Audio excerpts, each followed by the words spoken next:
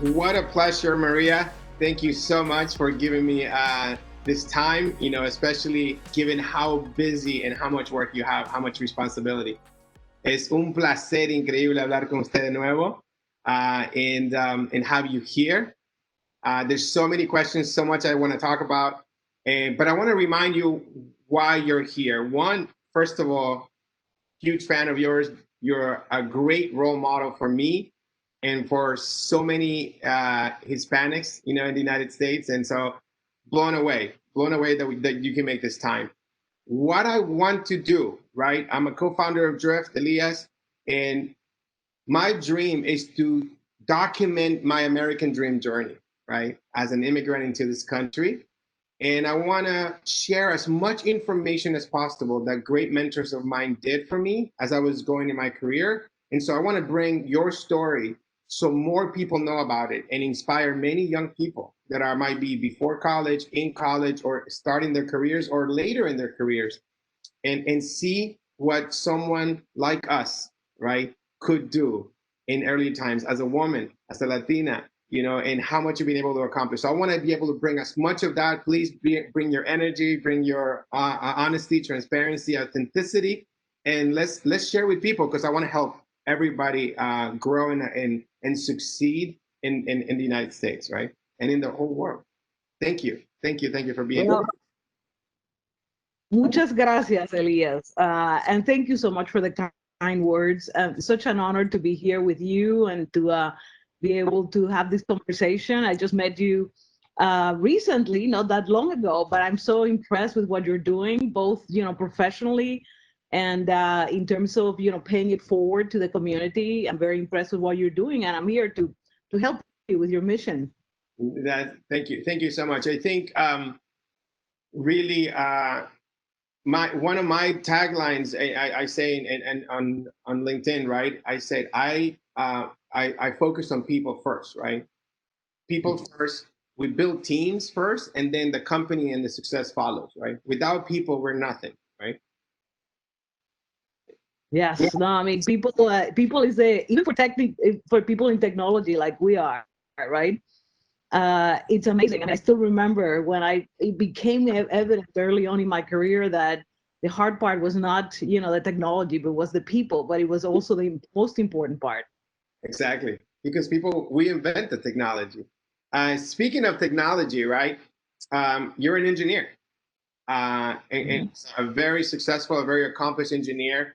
And I think we share some of the stories, right? And really, one of the things that we want to highlight and frame the conversation is by saying your journey from Puerto Rico, Cuba, Puerto Rico, and become an engineer, an ingeniera, and now an executive, at the biggest companies in the world, a board member.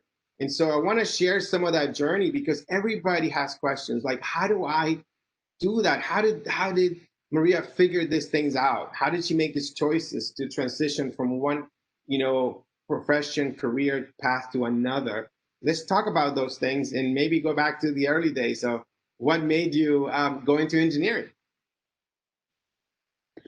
Well, actually, that's a really interesting story, and one that is important for all of us because I wouldn't have been an engineer at all. As a matter of fact, when I was in high school, I had to graduate. I didn't even know exactly what I wanted to do at that time. I thought maybe I'll go to math or be a I just but it was this professor that I had in high school, right, that told me you should be an engineer. And it was my math professor, and I said I don't want to build houses. I just didn't even know that there were different types of engineers, and that it was like, in I trusted that professor, and went on to study engineering, right? And it was like the best thing that ever happened, right? So it's kind of like it also taught me about how much of an influence we can have on others, right? When we take the time to coach and advise people, that it's life changing, right? It changed my life, just that moment. I'm getting the goosebumps.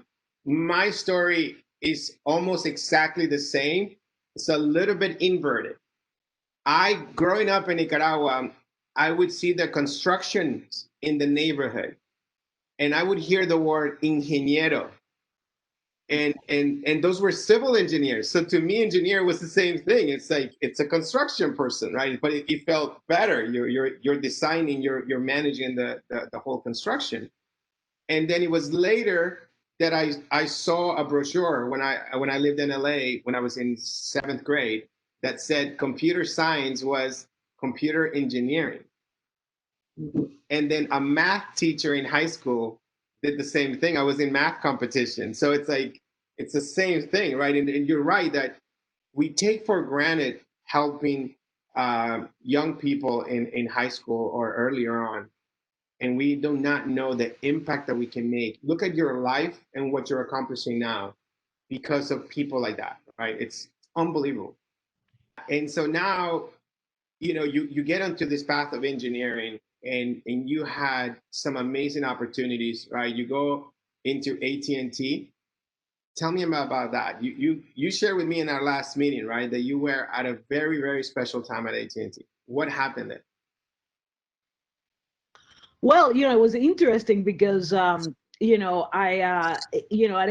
joined AT&T Bell Labs out of school. I mean, my dream as a kid was to be an astronaut, actually. But I did get this opportunity with AT&T Bell Labs to they pay for my master's degree. So I decided to go in there and got my master's degree and just became a researcher, at the Bell Labs, and was very, very technical. For probably the first, I would say 5 years of my career, and that's when I just had that insight or transformation that I really enjoy, building teams and putting teams together and develop this fascination for people, right? And how you had to bring people together to achieve, things that you wouldn't think were possible, right? So it was kind of an important transition for me at that time to just really start, thinking about management and a different way to really be able to have an impact on the business. What was your biggest accomplishment there for you, do you think, that you were able to witness, participate, or lead? Well, I mean, at Bell Labs, really, at Bell Labs, we were building the switches. I was on the computing side of the switch, but really build, the switches that, the 5ESS and all the switches that today, still switch a lot of the phone calls, right, around the world. And I learned a lot, about that. After that, I moved to Motorola with a lot of the management team during the divestiture of AT&T, and moved to Motorola to work on the cellular piece, right? Which was also, you could say, networking, but it was the transition from wireline to wireless, right? Where I joined Motorola in the days that, cellular phones didn't exist. So it was fun to see, can you imagine a world without having your mobile phone, right? So probably most of you, listening here, and you too, Elias, you probably weren't born then, but when that happened. But it was a really fascinating, time, my career to be able to participate in building the first, the first mobile systems and cellular launches around the world. I remember the StarTAC or something like that, right? Like, Yeah, yeah, but yeah. but that was not the first one probably. But this is, I think I always, the more I meet the people that paved the way, right? We say we stand on the shoulders of giants, right? I got a chance at IBM to work with Tim Berners-Lee, the inventor of the internet, and so it's like, which is after the cell phone, right? And like to meet these people, I always kind of like reminisce, right? It's like what a great eras, right? And like that I missed them, but I think we should always be looking forward to the eras that we can create, and we should never lose hope, right? That we can still change the world. Yeah. Question for you, and so then you go to Microsoft, and it's like, what made you switch companies? AT&T, Motorola kind of made sense, but going to Microsoft, that was like, how different was that? How radical of a change? How much of a risk you took to switch Yeah. companies? Well, I must mention, by the way, because it relates to you actually, that before I went to Microsoft, I did a startup myself, okay? So I went to the Bay Area. That's what brought me from when I was in the Midwest to just went to that was a big risk, actually. Leave my job as a big executive at Motorola and then just say, I'm going to do this startup. My family thought I was crazy. They actually didn't come with me initially because I thought I was going to give up and come back. It took me a while to move them there, right? So it was that was a big risk. I mean, I say so it was the hardest job and the one that gave me the biggest experience because I was able to really have to, run a company and be responsible for all these people, make sure that they got paid and, had everything. So it was just like an amazing responsibility. It was a difficult time because it was the dot-com crash. It was 9/11 at that time. So, it was, we were on a third round of raising money, which was fascinating too when Microsoft called me. So, I mean, it's interesting to see in the different moves of your career where sometimes you consciously take a risk because you want to pursue some kind of dream, versus when you get approached, and get, hey, here, this is something completely different. I wasn't thinking about joining Microsoft, at the time, but it was they came after me, pretty hard, and they had a pretty interesting position. So at that time, it was more about just trying to explore something different. I didn't think I was going to be Microsoft for the long term, but just the opportunity, honestly, at the time was to work very closely with Bill Gates, which was a fascinating experience, right? But how can you say no to that, right? Okay, that makes it slightly different than a normal call. Would you like to get a job at Microsoft versus come and work with Bill Gates? I think that I get it now, especially from the startup to after 9/11. I would have said yes too, I think. Yeah. What was Yeah, that no, like? yeah. What is that like? One of my board members was on a board with Bill, right? And so I hear a story here and there. It's like so distant for me. I watched the Bill Gates documentary, blew my mind. When how much he reads, and like I'm now obsessed with reading, and I have books everywhere. I like his tote bag that he takes to Think Week. So tell me something you a special moment with Bill that you'd had. Oh, I have, I have so many. I mean, I think just many of them, just brilliant moments. The guy was just so brilliant. I mean, it takes a lot of, I would say, confidence to go against him.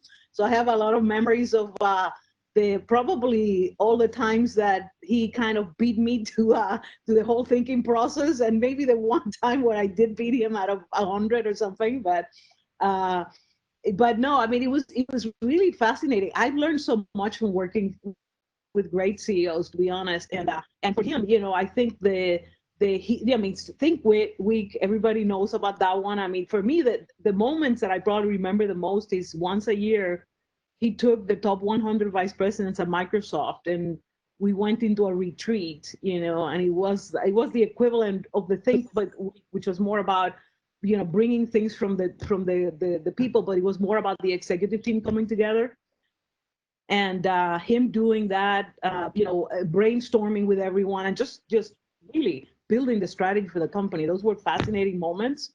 uh, Also, I remember the day that he told us he was going to retire from his acting job. And everybody cried. You can see 100 vice presidents crying at once. That was interesting too.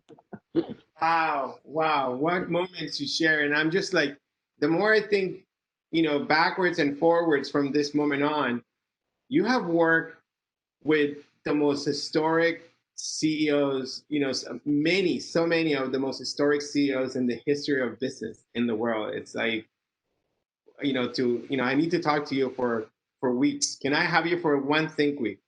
You know, it's like, Yeah, well, I'm not the brilliant, I'm kind of the one that if there's something I could just the only thing I can take credit for is probably making the right choices along the way. well, Most of the time, not always. and I will let me take the liberty of picking on Bill for a little bit. I would think that Bill has the idea and explains it, but he needs people like you to support the team and put the teams together to execute, right? That might not be his forte, right?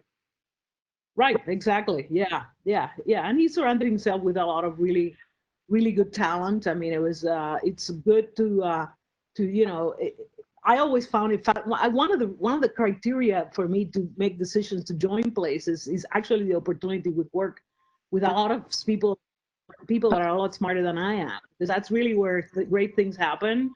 And not only just that you surround the people, you figure out how to put them together, right? In a way, how to structure in a way. I talk about architecting organizations many times. It's just one of the things. You don't have to do the execution, but how you put people, how you assign, how you set priorities, and guidance, really is something I learned from Bill and others along the way. Wow. So it's like, how do we go from AT&T, Motorola, Bill Gates, and now Salesforce? It's like it's like and obviously this one is so close to me, right? Because Benioff is uh, a role model. Like it's like that the one that paved the way. Without me, I've never met him, right?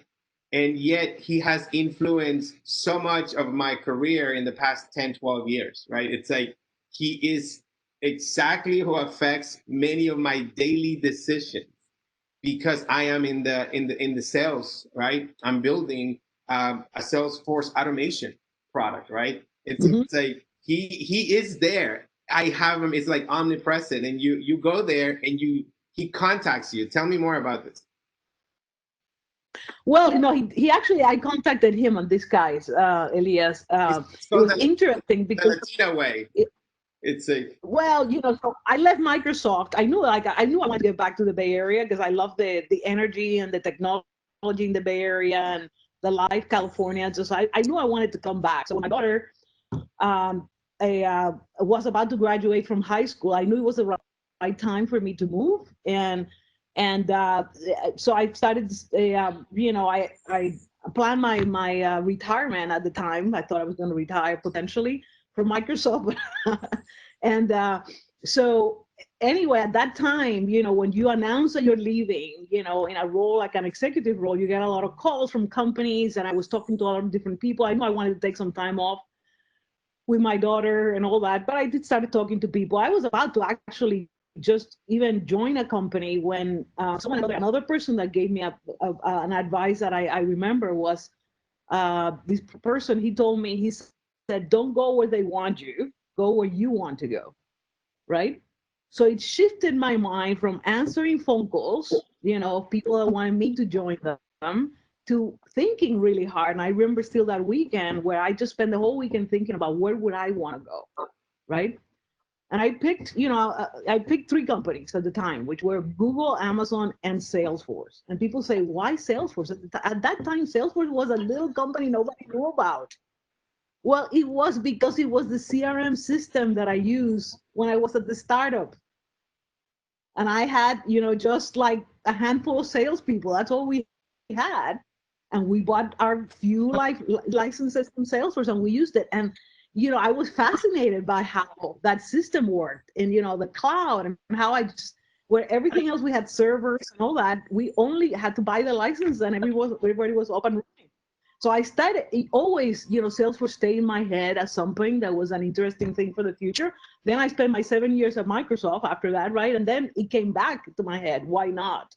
And it's interesting at that time, Microsoft wasn't worried at all about Salesforce, right? Or it wasn't really present, when I was there and we discussed potential other players in the marketplace. So so I then approached those companies, right? So I approached Mark.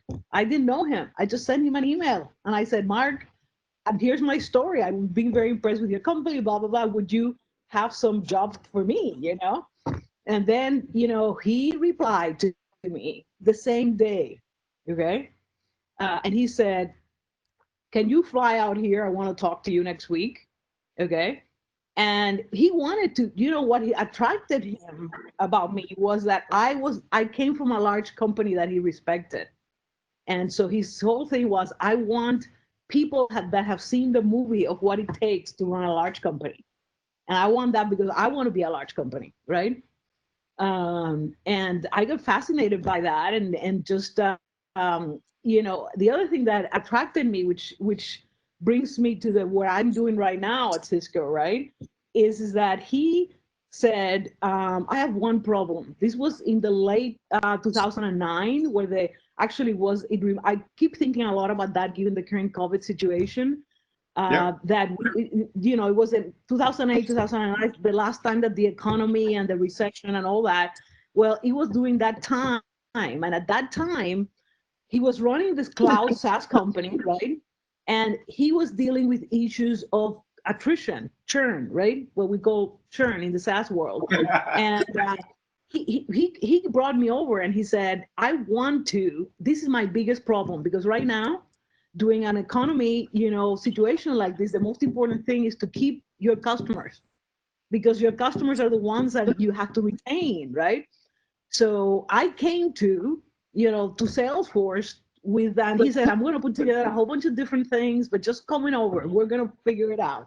And I went to Salesforce that way, right? Yes. That's of course, it just then propelled the next phase of my career around, customer success. I mean, you're being so modest and humble, right? In my opinion, you basically, if Benioff invented software as a service, you invented customer success for SaaS, right? I mean, it's like this is like, I at least I'm going to say that, and I don't care who stops me, right? But you created that at that moment, no?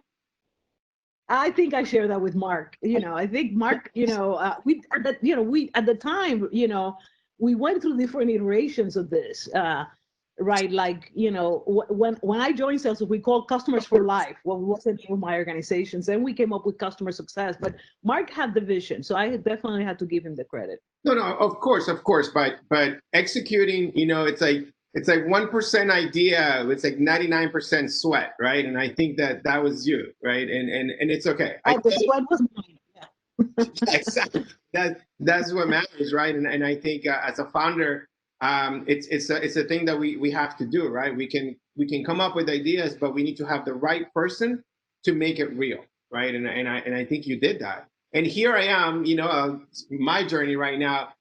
What's my number one priority during COVID?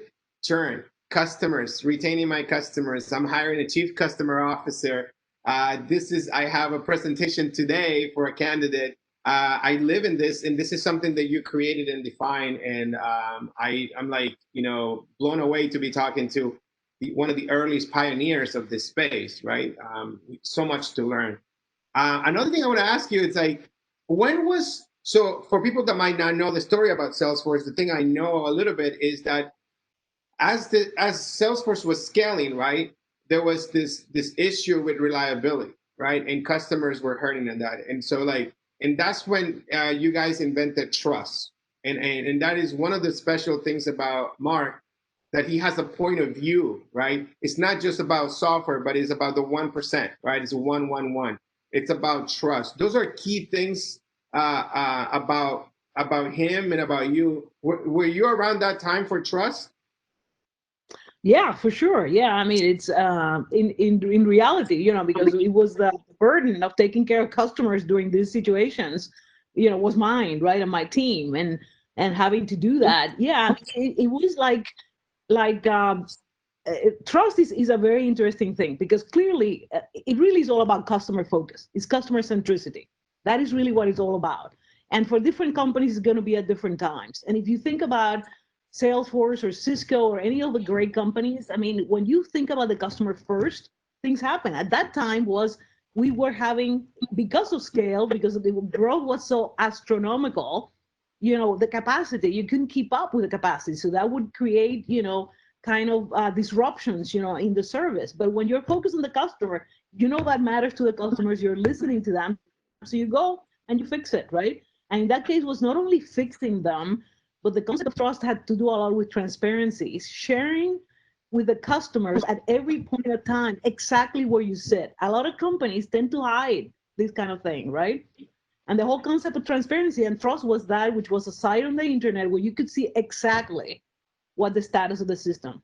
So at the first time there was not an outage, even a degradation, we would show it there, and we weren't trying to hide it. We were just trying to show it and engage our customers in doing that and learning so we could avoid them, right? And then that's how we build a much more and more robust and resilient system. There's an absolutely radical idea that to this day I struggle with it, right? Every leader, it's like, do we want to show our failures and to the customers and risk? And it's like it's so radical, and it's so right, that to build trust, you have to be vulnerable. You have to show them, and that they can count on you telling them the truth, right? But everyone's Yeah. always afraid of like what happens if it fails, and then they're going to cancel and they're going to leave, right? And that you guys did that. I see Amazon doing it with AWS. I see many companies. I see products built all around this, right, to show this. And you guys pioneered that. So many things. I'm going to be cognizant of the time and talk a little bit about, you accomplished so much. You changed the industry, and then you had yet another bigger challenge, right? Cisco. Tell me more about it. Like, what was that transition? Who pulled you? Did you call them instead this time? Did they call you? No, they called me this time. But it was interesting because I really, of course, wasn't looking at all to leave Salesforce. I had, perfect job and all that. It turns out that Cisco was one of our largest customers, at Salesforce. So when I got the call, just the opportunity of meeting the CEO of one of our largest customers, right? Why not? And when I had the opportunity to meet Chuck, I mean, I said, wow, another great CEO I get the opportunity to learn from, right?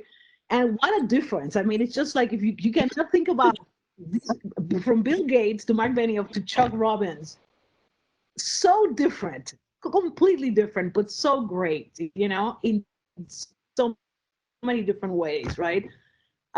So to me, I got attracted. First I got attracted Cisco in so many different ways. One largest customer, right? So when you're building a platform like you're building, Elias, right? You one of the things that you work with your customers for them to implement the technology. So to me, the first thing it attracted me, I can now all this amazing technology we build at Salesforce, I actually get to work with a company to implement it, right? To implement it well and to the maximum, to realize the potential that I see in the technology. That was one of them. A great CEO, Chuck, where Chuck is a value-driven, people-oriented leader with some of the most amazing credibility in the industry that I've ever been, and a passion for social justice and equality and those kinds of things that so it was just the whole package, right? For me to just kind of put it all together in this phase of my career, which I should be retiring by now, but I keep going. It's like it was just the perfect opportunity. The executive team, as you know, that Chuck has built, just to give you an idea, 50% are women. I mean, it's just like an amazing leaders, right? Where do you see that? Where do you see that in the industry? The opportunity and of course, taking on one of the largest transformations, in the industry. I mean, Cisco built the internet as we know it, and now the internet needs to get rebuilt. Because as we go into the cloud, and if it was one cloud, then you say, okay, it's one cloud, but now there's multi-cloud. How you put all that together, right? The whole wireless and all that. Coming back to my roots of networking, which I started my career at Bell Labs. I mean, it was just like, I couldn't say no to. Although I just really was a hard thing to leave Salesforce for sure. No, you still need to do. Um, uh, You still have two more jobs at least to do. I feel like you got, and one is maybe you end up being CEO again. Would love to see you in the big seat with all your experience and talent. We never know. Please don't. We don't get tired, right? I don't. This. It's. We keep going. What else? And balancing that with helping the people and role modeling, for others. I think there's so many questions I want to ask you, and I want to be cognizant of time, right? But I feel like a lot of people, I ask on LinkedIn publicly for people want to know your routine. People want to know, how do you make decisions? How do you do, pro cons? But I kind of want to leave it as your story, because what I want is just people to be inspired and to research who you are and what you have accomplished. And just by seeing you, in person saying, doing these things, that should open up all the avenues for them to want to accomplish something like that, like you have, right?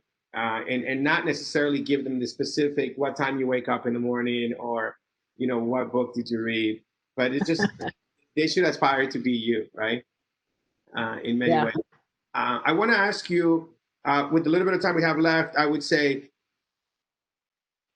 back to Hispanics, back to Latinx, back to helping people that are like ours, women, Latinas, Latinos, right? And one of the things that I've been doing, and I need encouragement, right, is that I feel that it's a very specific moment in time in our history that we can have the potential to make the biggest changes that in the history of this country. And I'm trying every day to challenge the status quo, at least starting from my company, right? And doing things that are sometimes not heard of, right? Like, for example, I've seen instances, right, where uh, I question performance plans, and people, every company has to manage performance. Every company has to manage underperformers. But very special to me is underrepresented people in at Drift. And so when I seen some of that stuff, I question if we're making the right decisions throughout the org. And I've asked, I don't know if I'm doing the right thing or not, but I just put it out there: transparency, trust, right? It's like my intention is to help underrepresented people, and I have said in the company, if you put in an underrepresented person on a plan, I need to hear about it, just to make sure that there's some transparency and accountability the managers to do the right thing and support equality. And I'm taking risks by that. And I'm wondering, what if you were CEO of Cisco, if you're starting a company from scratch, given your experience and your confidence and your boldness, what could we do different instead of this incremental changes in a chief diversity officer? How would we make this better? What would you do if you get to start from scratch? Well, I mean, one of the reasons, by the way, why I joined Cisco is because I felt that I had the perfect platform to be able to execute exactly what you're asking me at scale, and we are doing that at Cisco. There's no doubt about that. We're not perfect, right? I mean, but there's a reason why we were named the number one company in the world to work for, right? And I want everyone to research also what Cisco is doing in this domain, honestly, because we are trying to lead the way. Not everything is perfect, but making sure that you are transparent on your numbers. A few companies, there's a good amount of tech companies that have signed up about being transparent. Transparency with the numbers, it takes a lot of courage, right? Because once you're transparent, you have to improve them, right?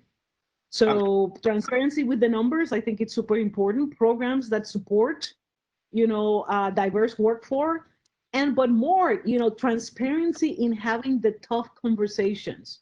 Okay.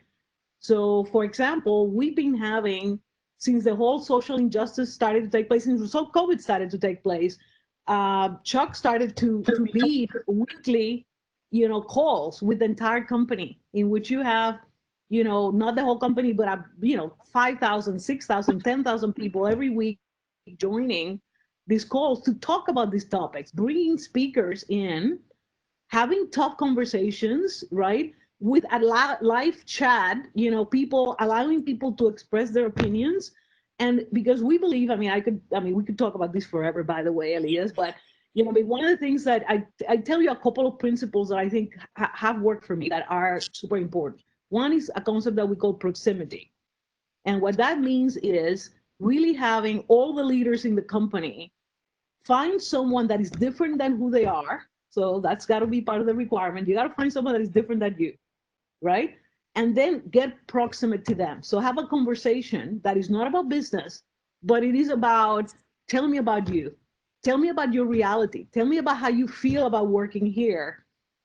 What an issue, it's just to get to know, and that sensitizes us to the other person. And that starts with everything. If you are aware of something, you're going to pay attention to it, right? So you have to have programs. The other one is the one I sponsor for the company, which is It's called the multiplier effect. I encourage everyone to go to the website and sign up to take the pledge for the multiplier effect. It's a sponsorship program, right? Which I think, for leaders is one of the best things that you can do, is to take on sponsoring someone that is diverse from you are, and helping them through their career, and being there for them. So anyway, just a couple of ideas to leave you with, but Absolutely. very passionate about this subject. So look forward to continuing the conversation. No, this is excellent. I think we're close to time. This has been, I know it's hard when people ask you your story over and over, but it is, I thank you so much for taking the time. And what I'm trying to do is, we put this on YouTube so many people can hear it, right? And not have to do this, over and over. But you definitely, I love the word. This is the first time I heard the word proximity, right? And I totally agree with you, right? It's like, that's kind of what I'm trying to do at scale. It's like, I want to make myself available to as many people as possible, to encourage them to follow me, then like me follow you, right? And so, because we want to be inspired, and we want to know that we here can accomplish the American dream, right? And do things like what you've done. Fantastic. Thank you so much. Muchas gracias por su tiempo. Qué honor de nuevo hablar con usted. Muchas gracias, Elias. And you can achieve the American dream, and all together, we can make history. Yeah. Take care. Safe.